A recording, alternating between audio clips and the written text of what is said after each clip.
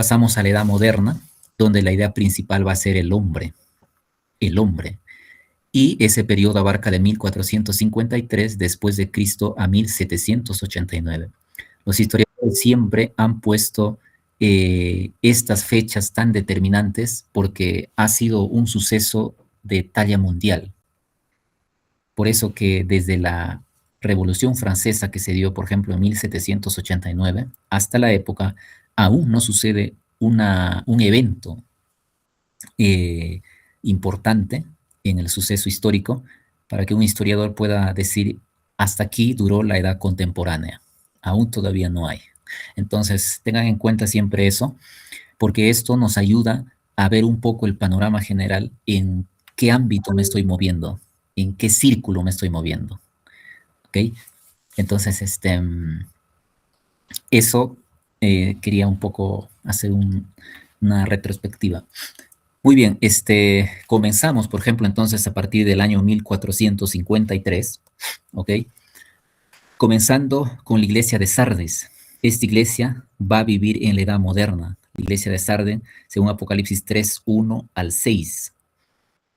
Acá menciona, entre comillas, conozco que vives, pero estás muerto. ¿Qué quiere decir esto? Estás vivo, pero a la vez muerto. Entonces, ¿qué quiere decir, hermanos? Conozco que vives, pero estás muerto. Es decir, la iglesia aquí está viva, pero a la vez muerto. ¿Cómo se explica esto? Se explica que en esta edad, hermanos, estamos hablando de la historia eclesiástica, la historia de la iglesia, es que había un remanente.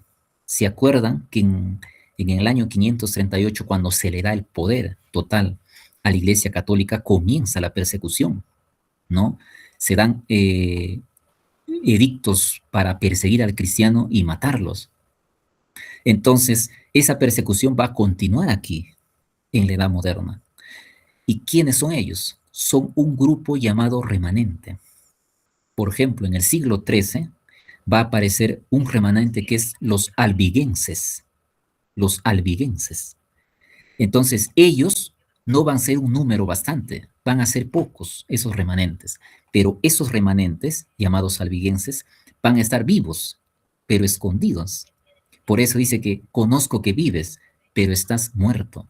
Es decir, no proclamaban el mensaje abiertamente por la persecución, y entonces ellos huían a esconderse. Más adelante se va a levantar otro grupo también, llamado los valdenses. Los valdenses también, ellos se escondían en cuevas y de vez en cuando mandaban a sus hijos a estudiar, a veces allí a la universidad, a la ciudad, pero para ver cómo se estaba moviendo la masa de la gente. Entonces, los albigenses y valdenses y muchos otros grupos más, ellos fueron los que vivieron en esta época de persecución. Aún no termina todavía la persecución de los 1260 días, que comienzan en 538 y va a acabar en 1788, 89 o 98. Entonces, esta iglesia pasó este momento y se cumple al pie de la historia con estos dos grupos. Y aquí Apocalipsis estaba mencionando estos grupos. Ahora vamos a ver, mientras el pueblo de Dios estaba escondido, estaba vivo, pero a la vez no proclamaba el mensaje, ¿qué cosa estaba sucediendo en el mundo? Vamos a ver aquí. Ahí está. Aquí estábamos viendo que en el contexto mundial Roma sigue su persecución. No va a parar todavía. Por ejemplo, un evento histórico y terrorífico, catastrófico. Vemos, por ejemplo, la historia de la famosa masacre de San Bartolo o San Bartolomé, que se dio en 1572. Esta historia, hermanos, es horrorífica, terrorífica, de cómo mancomunaban a miles de cristianos y los echaban a la hoguera. Había matanza total. Y por eso que este grupo, estos grupitos fieles, remanentes, se escapaban a los montes. Estaban vivos, pero muertos a la vez. Y aquí vemos, ¿no?, cómo esta catástrofe en ocasión a los cristianos, ellos murieron por amor a su Padre, por amor a Cristo. Entonces, en el contexto mundial también esto se dio. En la historia universal se le conoce como, ¿no?, la masacre de San Bartolomé, que está en 1572. Y esta fecha está justamente en la edad moderna, que encaja aquí, o sea, sigue todavía, ¿no? Esto se cumple en la iglesia de Sardes históricamente. Vemos más adelante que también en este periodo de 1453 a 1789, también vemos que la iglesia pasaba los 1260 días, lo que les mencionaba. ¿Y por dónde pasaba? Por el desierto en refugio, por la vil y sangrienta persecución. ¿Por quiénes? Por la iglesia católica y apostólica. Entonces, esa iglesia, hermanos, persiguió ferozmente a la iglesia de Dios. Por eso, Apocalipsis, cuando nosotros leemos, hay una pregunta en el capítulo 6 que menciona, ¿no? ¿Hasta cuándo, Señor, no harás justicia? ¿Hasta cuándo no tus hijos que mueren en tu nombre? ¿Hasta cuándo no quedarán sin justicia? No puede quedar impune. Reclamaban debajo del altar, ¿no? Eso Juan lo ve vívidamente, que los fieles hijos de Dios que morían, ¿no? Y de paso murieron, según la historia, más por la matanza de la iglesia que cualquier guerra, que la Primera y la Segunda Guerra Mundial, justamente esa sangre derramada debajo del altar, ellos reclamaban, ¿no? Señor, ¿hasta cuándo vas a hacer la justicia? Justamente fue por la persecución en este periodo. Y eso lo vemos, hermanos, mientras la iglesia sufría esta persecución. Mira, aquí sí quiero que presten atención, mira lo que sucedía en el mundo. En 1500, estamos hablando de 1453, mientras la iglesia, es decir, mientras el diablo hacía su parte por un lado, opacando a la obra de Dios, persiguiendo, ¿qué cosa hacía por otro lado el diablo? Levantó a hombres muy prominentes. ¿Para qué? Para opacar estas ideas. Miren el doble filo del enemigo. Aquí la iglesia está siendo perseguida y se refugia bajo los altos monteses, se esconden en cuevas y ellos no podían predicar el mensaje, el evangelio. ¿Por qué? Porque estaban sufriendo gran persecución. Pero mientras tanto el enemigo los tenía ahí, así como Moisés frente al mar, sin poder hacer nada, no podían bajar de las cuevas. El enemigo en las ciudades levantó a hombres, ¿para qué? Para que estas ideas de estos fieles que querían dar al mundo, con estas ideas de estos hombres, opacaran la idea fiel de Dios. Esto es tremendo, hermanos, que muchas veces no nos damos cuenta. Este es el, como dicen ahí, el artífice, ¿no? Que es el enemigo, cómo levanta a estos hombres. Uno de ellos, por ejemplo, es Descartes. En esta época se levantó Descartes. ¿Y qué cosa Descartes hizo? ¿Con qué cosas hizo distraer al mundo? También trajo cosas buenas para la ciencia. Pero la idea del enemigo era siempre levantar hombres, así como Dios. Quiero que recuerden esto, hermanos. Dios siempre ha levantado hombres para proclamar su evangelio puro. Vemos a Elías, a Noé y muchos más. Pero el enemigo también levanta a sus hombres. También tiene sus hombres. Entonces aquí levantó a Descartes. ¿Y qué hizo Descartes? No hizo cosa mala, aparentemente, para el mundo. Para el mundo lo ven como un ilustre, gigante, el padre de la ciencia moderna. Entonces, Descartes empezó a hablar acerca de cómo, ¿no? La importancia, recuerdan que aquí el centro de todo es el hombre. Entonces Descartes empezó a especular cómo funciona el hombre. Él, en conclusión, dijo lo siguiente, que el hombre, lo importante o lo rescatable del hombre es que nace con ideas innatas. Es decir, que tú y yo nacemos con la idea de que Dios existe. Parece que no está mal, ¿verdad? Pareciera decir que tú naces innatamente o naturalmente con tu idea de que Dios sí hay o que Dios existe, eso no está mal. Pero el problema es que él esa idea innata lo llevó tanto a que el hombre es racional, que lo más importante para el hombre es la razón. Llegó a la conclusión de que el hombre sí tiene la seguridad de que existe, es real, existe, pero no existe como un hombre de carne y hueso, sino existe como un hombre racional. ¿Sí me dejo entender? Y con su razón, y más su idea innata, que nace con la idea de Dios, entonces así en conclusión es el hombre. Esto simplemente era una distracción o una confusión, porque en parte está bien y en parte está mal, ideológicamente. No es que tú lo único que sirve del ser humano es su razón. No, nosotros cuando vamos a la Biblia mencionamos que Pablo dice que el cuerpo es templo del Espíritu Santo. Tu cuerpo tienes que cuidarlo. Debemos de cuidar el cuerpo. No es que la razón, el intelecto nomás funciona, así como el mundo académico siempre va a incentivar es la inteligencia, el conocimiento y nada más. Pero la Biblia va un poco más allá. Lo que Descartes descuidó, no dijo. Nosotros debemos cuidar el famoso o la famosa frase dicha, mente sana, cuerpo sano. Entonces aquí Descartes está diciendo media verdad. Y la media verdad, hermanos, no funciona en la Biblia. Así que el enemigo levantó a este hombre.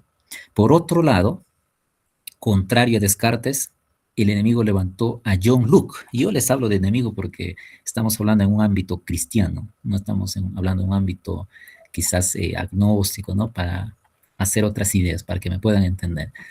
John Locke era la contraparte de Descartes, porque John Locke decía, no, es mentira que tú naces con la idea de Dios. La idea de Dios tú te la creas. Un ejemplo, diría Locke. Tú vives en Occidente, vives en Perú, ¿verdad? Ya, muy bien. Todo Sudamérica siempre, en su mayoría, cree en el Dios de Jacob. Va a creer en un Dios Jehová, en un Dios de la Biblia. ¿Por qué? Porque su cultura occidental es cristiana. Pero imagínate, te diría Locke, que hubieras nacido en China o en la India, hubieras estado adorando a Alá, porque culturalmente ya hubieran nacido en eso. Entonces Luke decía, ¿por qué tú, el Dios, tu Dios Jehová, por qué no adoran en la China? ¿Y por qué no adoran en la India? ¿Por qué no adoran? Deberían adorar a tu mismo Dios. Te diría Luke si estuviera vivo. ¿Por qué los hindúes adoran a otro Dios? Ah, diría Luke, porque tú no naces innatamente, como dice mi amigo Descartes, con la idea innata de Dios, sino que tú creas las ideas. Tú naces en tabula rasa, dijo Luke, es decir, naces en blanco. Y a la medida de tu experiencia que vas adquiriendo conocimientos externos, ahí nace tu idea y tú crees esa idea que forjas. Entonces, por otra parte, si tú te das cuenta, Descartes decía que Dios de alguna forma existía innatamente. En cambio, Luke ya descarta esa idea. ¿Cómo va ganando, mira, el terreno? Me dejo entender, esto es tremendo. Así que Luke dijo, ¿saben qué? Todos crean su propio Dios. En conclusión. Entonces, eso, hermanos, Luke era su contraparte de Descartes. Entonces Luke decía, nacemos totalmente como papel en blanco. Y yo les pregunto, ¿eso está bien o está mal? Eso sería interesante discutirlo en una clase un poco más filosófica, porque esto es tremendo, ¿no? En realidad Luke también está mal, ¿no? Estaba mal, hablando desde el punto de vista moral, ¿no? Desde el punto de vista cristiano, porque no nace totalmente en blanco, también está yendo en contra de la Biblia, ¿no? El ser humano, es más, ahora la ciencia comprueba de que cuando una mujer está embarazada, su niñito, ya con 6 meses o 7 meses de embarazo, ya los psicólogos dicen que debes ponerle música, la mamá debe leer en voz alta porque su subconsciente ya está almacenando ya información. Y aquí, Luke, como en ese tiempo no había ciencia, también se descartaría, ¿no? Y estaría mal, Luke. ¿Ve? Pero el enemigo estaba levantando a estos hombres para distraer la mente, ¿no? Para confundir la mente. Descartes decía que nacemos innatamente, Luke Vuelta dice que no nacemos en blanco, y ahí estaban estos hombres fueron los más prominentes en este siglo. En todas las escuelas del mundo, en Europa, en Inglaterra, se enseñaban la idea de estos hombres, en las escuelas, en las universidades, se enseñaban esto, ¿no? Entonces, mira cómo el enemigo acá también, por un lado, los escapa, ¿no? Los ahuyenta a los hijos de Dios y por otro lado también confunde las ideas. Que esto de aquí, hermanos, más daño hace que esto.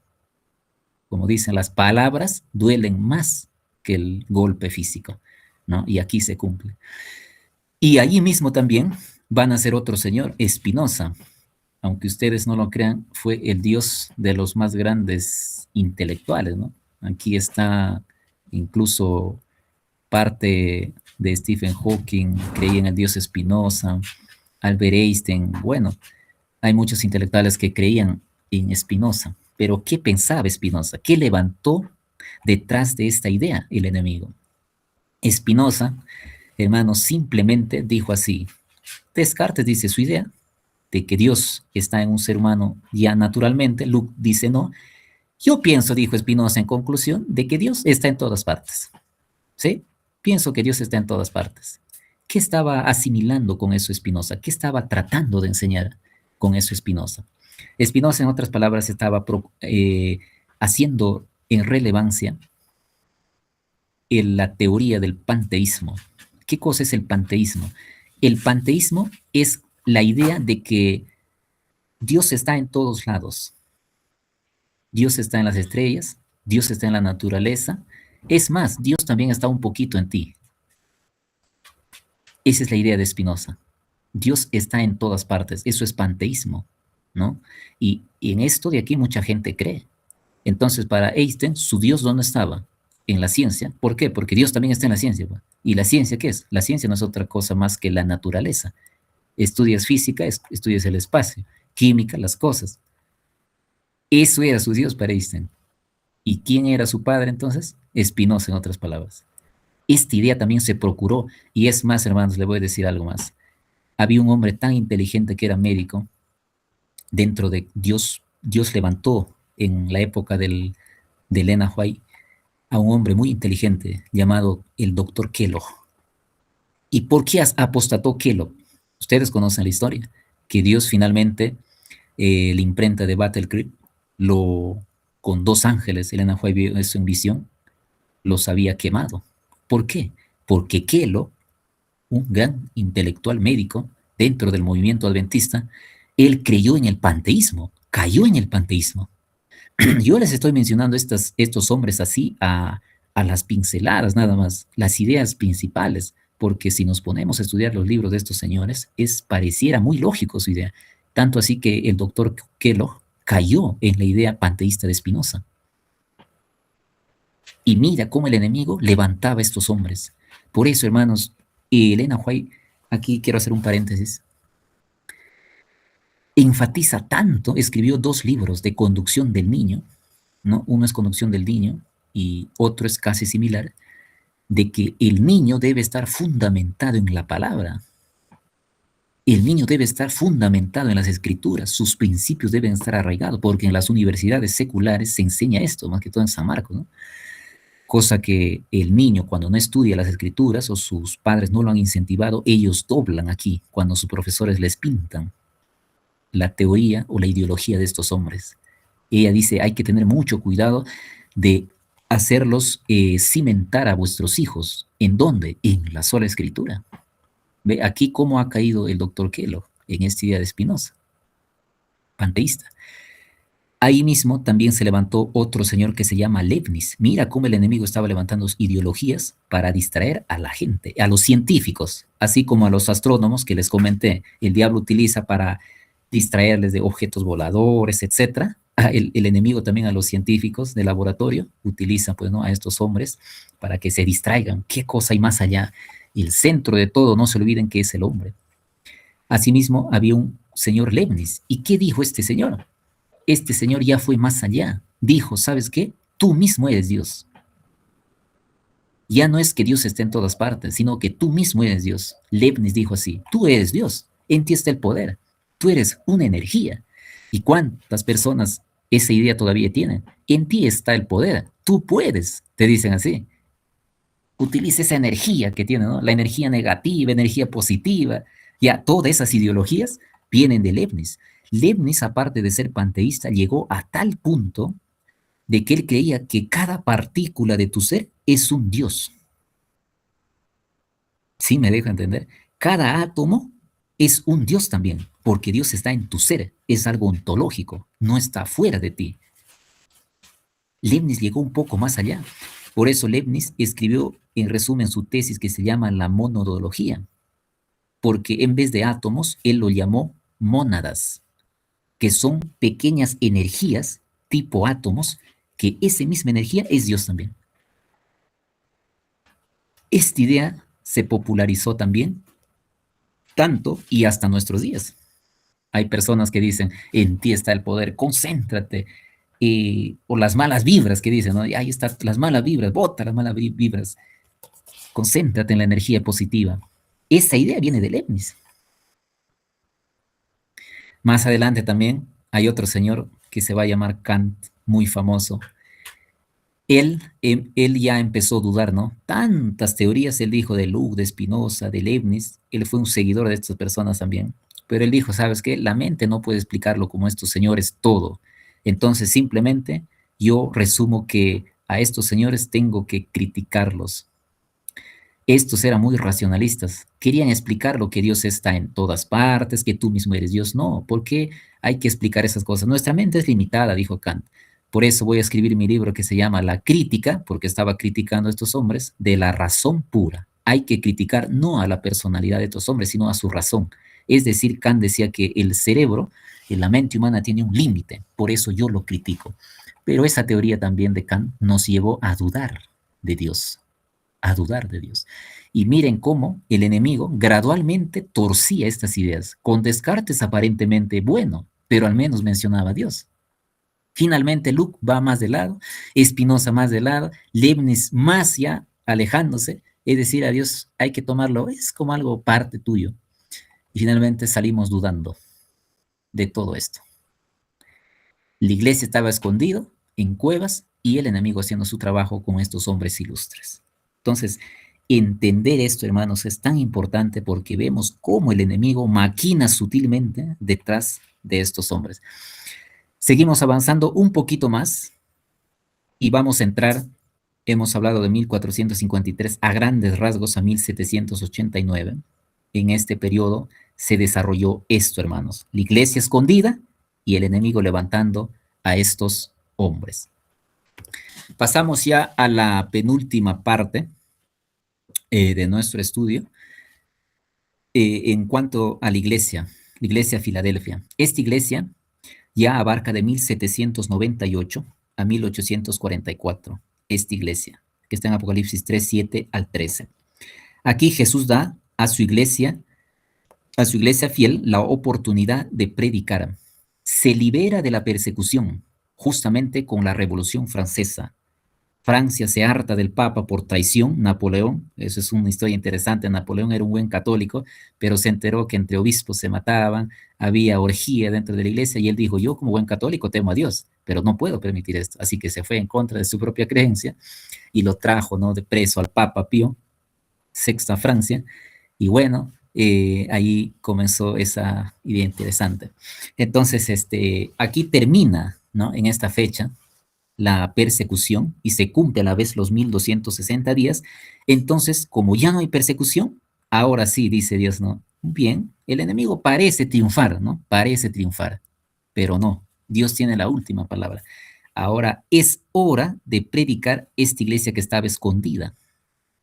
Así que Jesús le da por eso la oportunidad a su iglesia fiel, remanente, para que pueda predicar las buenas nuevas, porque ya no hay más persecución. Y ahí mismo también se cumple el sexto sello, ¿no? Que hay señales, ¿no? La primera señal que encontramos el terremoto de Lisboa, que en el año 1757, ¿no? El terremoto más grande, ¿no?, que se encuentra en los registros históricos. También vemos las señales aquí que se da, vamos a verlo un poquito más adelante, del Sol, de las estrellas y de la Luna. Entonces, en esta época, que es corto, no es mucho, Dios le da la oportunidad de predicar a su iglesia fiel. Pero por otro lado, quiero que entiendan este paralelo bien, ¿ok? Aquí el enemigo está haciendo su trabajo, por aquí, y su iglesia estaba escondida. Entonces acá el pueblo de Dios se libera y el pueblo de Dios ahora va a hacer algo de su trabajo.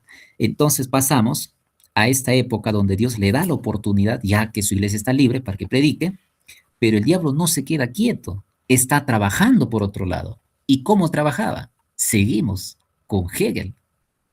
Hegel decía, para distraer este mensaje que Dios quería que su pueblo predicase, y el enemigo levantaba ideas, la lucha, hermanos, siempre ha sido la lucha en la mente, aunque ustedes no se dan cuenta, no con armas, no, ha sido la lucha siempre ideológica, siempre, el bien y el mal, el bien y el mal. Cristo quiere que su pueblo proclame la verdad, porque en esta fecha, en 1844, iba a ocurrir, según la profecía bíblica, un evento tan importante, pero el enemigo no quería que el pueblo se dé cuenta. Ahora, ¿cómo lo confundimos? Con ideas falsas. Así que, hermanos, acá se levantó Hegel. Este hombre es la persona en razón.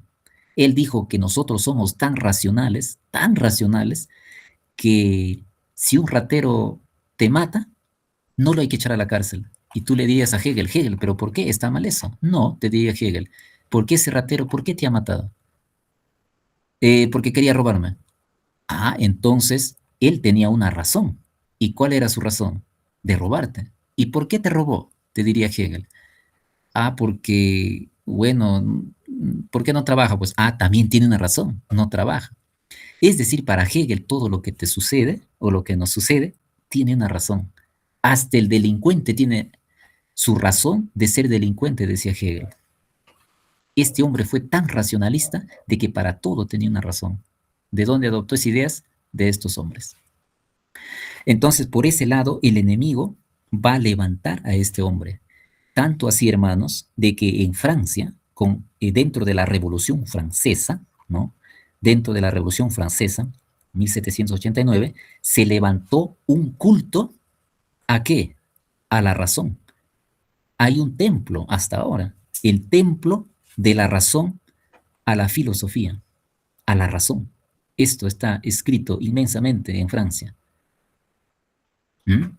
Entonces, esto, hermanos, se cumplió también bíblicamente, que sucedió de paso, duró 3 años, 3 años y medio. Comenzó en noviembre de 1793 hasta junio de 1797. 3 años y medio, exactamente. ¿Y dónde predecía eso? Eso estaba en Apocalipsis 11:9. ¿Qué dice Apocalipsis 11:9? Aquí tengo mi Biblia, voy a buscarlo. Mira lo que dice Apocalipsis 11:9. Dice la palabra, verán sus cadáveres y no permitirán que sean sepultados. Eso es justamente en esto, en este año, ¿no? Aquí la Revolución Francesa, Francia eliminó totalmente la creencia de un Dios creador y dio culto a la razón. 3 años y medio, como lo predecía la profecía. Entonces el enemigo estaba distrayendo con estas ideas que la razón, de que pensar, eso es más importante. La gente se estaba distrayendo, el mundo se distraía con este hombre Hegel. Y mientras tanto, la iglesia estaba predicando la verdad pura y el enemigo también estaba predicando su verdad. ¿Ve?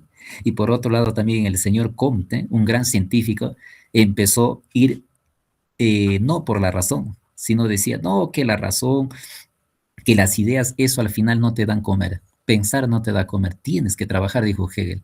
Y cuando trabajamos producimos ciencia.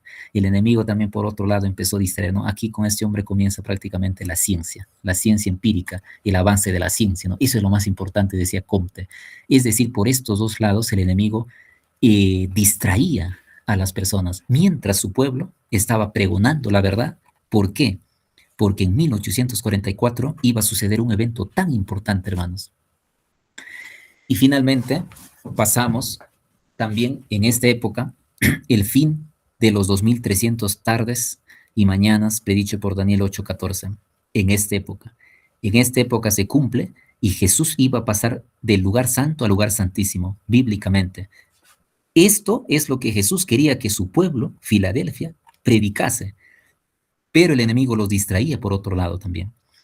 Acá también se dan las señales, estas señales de Mateo también, hermanos, 24, justamente ocurrió en esta época, porque un poco más de 1844 más adelante, si su pueblo hubiera entendido esto, Cristo hubiera venido, porque estas señales se dieron antes de una fecha, ahorita que vamos a verlo, se dio antes de 1888, se dieron estas señales, se cumplieron. Es decir, que Cristo ya estaba a las puertas por venir, pero el enemigo estaba haciendo su trabajo también. Y grandes líderes, ¿no?, de la iglesia como Cartwright también, lo que les mencioné, el doctor también cayó en estas ideas.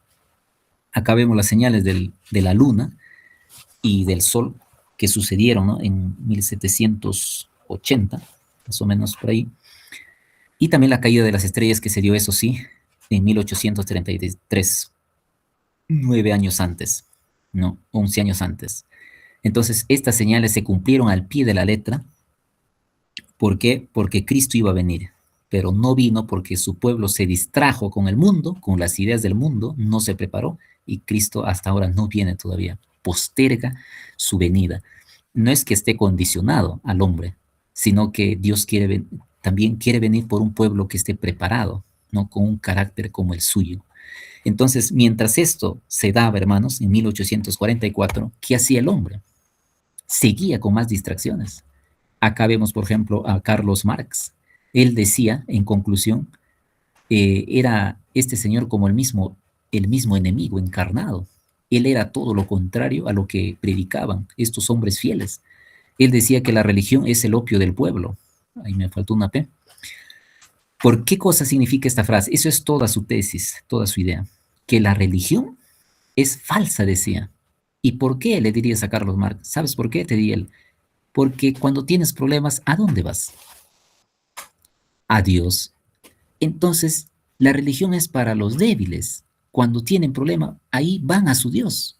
El opio es un opio, era una pastilla, ¿no? Una pastilla. Es como un calmante. Cuando tienes dolor, te dan un calmante, una pastilla, y ya estás ya relajado. Entonces, la religión es para la gente débil. Y eso es un engaño, porque a la gente débil la religión le hace creer que es una solución, pero en sí no es una solución, decía Carlos Marx. Esa es una distracción, es como una pastilla, como una droga. Llegó a decir así, ¿no? Es como una droga, están drogados los cristianos, decía, están drogados. La religión les droga. Trató con esta idea, ¿no? Con esa idea parece buena, parece lógica, ¿no? Y cuando tú lees ese libro de Carlos Marx, si no estás fundamentado en tu fe, te tumba, ¿no? Entonces mucha gente creía a este señor. Este señor distrajo totalmente a la gente con esta ideología. Y hasta ahora existe esa ideología, ¿no? Lo que ahora se ha vestido de otra pollera, como dice por ahí un dicho, ¿no? Del socialismo, ¿no? Es el origen del socialismo que hasta ahora existe. Y ahí mismo se levantó otro hombre también encarnado, yo diría, por Satanás, Friedrich Nietzsche. Él llegó a decir que Dios está muerto. Pero Nietzsche, ¿cómo que Dios está muerto? ¿Cómo sabes? Tú le dirías, ¿no? Sí, porque yo lo he matado, decía Nietzsche. ¿Cómo que yo lo he matado? Le preguntaríamos a Nietzsche. Pero Nietzsche diría, porque yo lo he matado con las ideas. Ahora ya no hay Dios. Dios simplemente es una ideología, y decía malas palabras, ¿no? Cuando hay un libro que, bueno, no deben leer los cristianos, pero por cultura, ¿no? Si estás fundamentado en tu fe, puedes leer. Cuando lees, por ejemplo, El Anticristo de Friedrich Nietzsche, o hacia habló Zaratustra, hablan sandeces y media, ¿no? Pero los intelectuales alaban a estos personajes, ¿no? Por su escritura, pero esto simplemente demuestra de que esto, hermanos, como, era una distracción para estos fieles de Dios que estaban proclamando. Y curiosamente estos hombres nacieron en fechas interesantes, 1798. Nacieron estos personajes interesantes, ¿no? Por ejemplo, Carlos Marx, 1798, si no me equivoco. Nietzsche, 1844, justo cuando Cristo pasó del lugar santo al lugar santísimo, este hombre nació. Aquí también está, no lo he puesto, está otra mente del enemigo que estaba distrayendo al mundo. ¿Cuál es esa teoría que todo el mundo enseña, todos los maestros en las escuelas públicas? ¿Que venimos de dónde? Del mono. ¿Quién dijo eso? Charles Darwin, 1859. Ahí lanzó su libro, El origen de las especies, que venimos, no vienes de Dios, tú vienes del mono, decía Charles Darwin. Y esa idea se popularizó a nivel mundial, otra distracción más. Mientras el pueblo de Dios estaba proclamando el mensaje que Cristo iba a venir en 1844, pero estaban equivocados los intérpretes de la Biblia, solo que Cristo iba a pasar del lugar santo al lugar santísimo. Pero mientras proclamaban, ellos, el diablo no se quedó quieto. 20 años más tarde, Darwin dijo que el hombre no viene de Dios, viene del mono. ¿Sí se dan cuenta? El enemigo cómo trabaja paralelamente con los hombres de Dios. Y finalmente, pasamos a la última iglesia, la iglesia de la Odisea. Y quiero que presten atención, con esto ya vamos a ir culminando, que abarca del año 1844 en que Cristo no iba a venir, Cristo, sino que físicamente no iba a venir, sino que iba a pasar del lugar santo al lugar santísimo. La Odisea representa la iglesia de hoy. ¿Y cómo está la iglesia de hoy, hermanos? ¿Cómo lo vemos? Tibia, tibia, a nivel mundial. Lena White dice que mientras otras iglesias con un falso evangelio crecen como espuma, la iglesia de Dios estará tibia y fría. Y eso está durando hasta ahora todavía. En 1888 el Señor iba a venir, porque estas señales se cumplieron y Él iba a venir en esta fecha. Solo que el pueblo de Dios apóstato no hizo caso, vivió en el pecado y el Señor retardó, dice la sierva del Señor, y seguimos hasta ahora, ¿no? Y aquí yo les invito a que lean Eventos de los Últimos Tiempos, el capítulo 3. Es tremendo, da la razón por qué aún Jesús no viene. Entonces, ¿qué cosa significa la Odisea? Una iglesia tibia. Ahora, mira, ¿qué cosa es tener una iglesia tibia? Una iglesia tibia es decir que yo no tengo amor. Y cuando no tengo amor, no voy a buscar a mi prójimo que está perdido. No me va a interesar. Y hoy en día cada uno vive por su lado. No le interesa. Pero mientras aquí la iglesia está pasando ahora, mira lo que pasa en el mundo. Bien, vino el existencialismo. ¿Qué es el existencialismo? Levantado por este filósofo Heidegger. Él en conclusión dijo así, ¿saben qué? Dios, sí, está bien, existe. Ya no aquí. Sí, existe Dios, dijo Heidegger. Pero ¿sabes qué? Dios lo abandonó a sus hijos porque él veía mucho sufrimiento, veía muchas cosas malas. Y dijo, Dios sí creó, pero lo abandonó a su suerte al ser humano. Y escribió así, en francés, el Dasein. ¿Qué es el Dasein? Es el ser ahí. Es decir, el ser humano está ahí, está tirado. A Dios no le interesa. Por eso hay tanta maldad. Y eso como que encaja con la iglesia de hoy.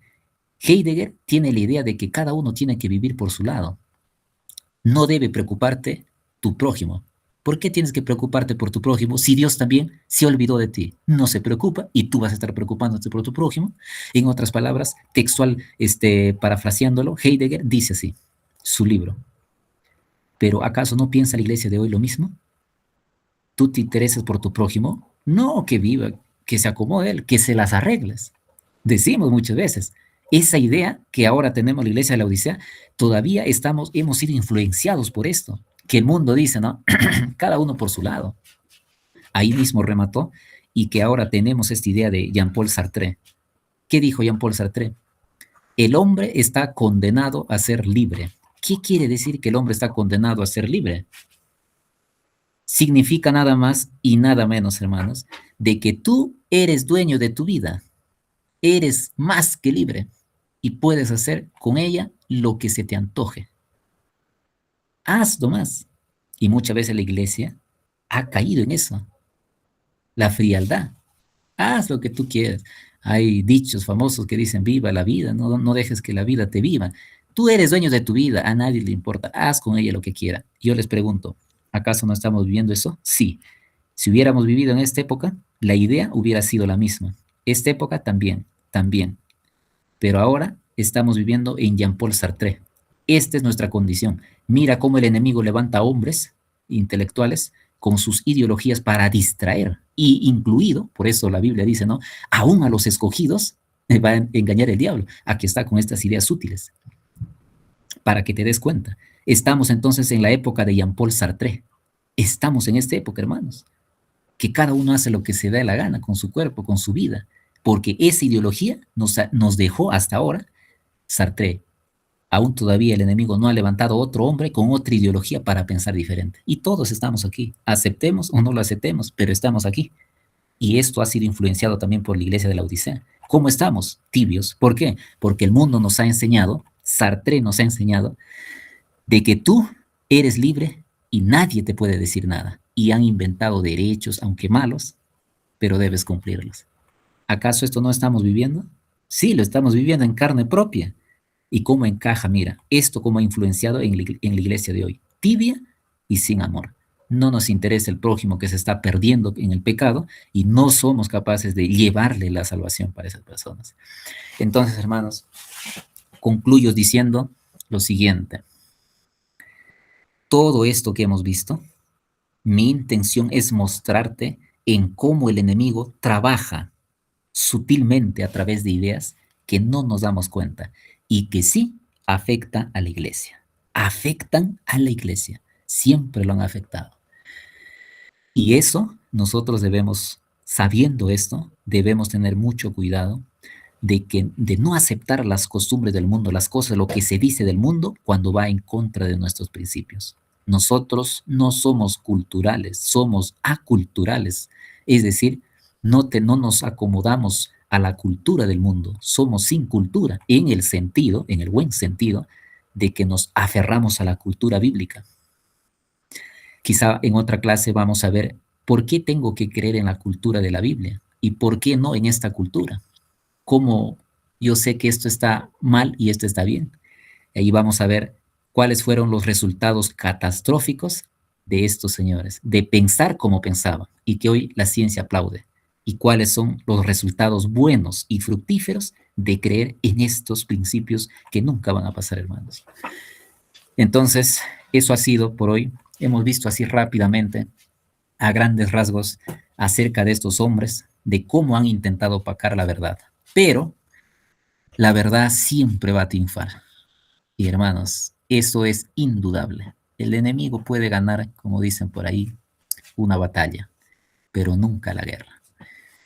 Que Dios pueda acompañarnos para que podamos ponernos lentes de altos puntos y ver bien cómo el enemigo mueve el hilo de la historia y tenemos que estar nosotros al tanto de estas cosas.